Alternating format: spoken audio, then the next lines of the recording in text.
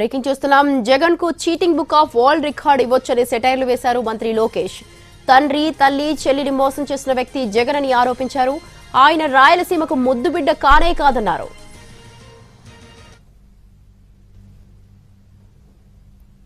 Books world record లో number 1 స్థానం ఆయనకి ఇవ్వచ్చబ్బా.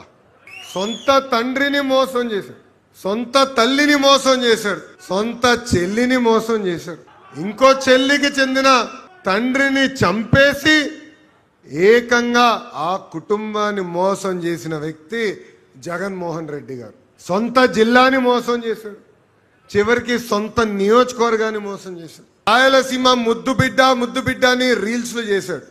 ఆనాడే చెప్పా, రాయలసీమకి క్యాన్సర్ గడ్డ జగన్మోహన్ రెడ్డి అని.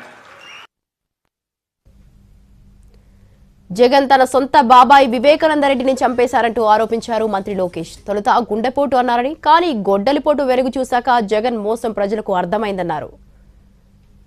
2019లో సొంత బాబాయిని లేపేసింది జగన్మోహన్ రెడ్డి.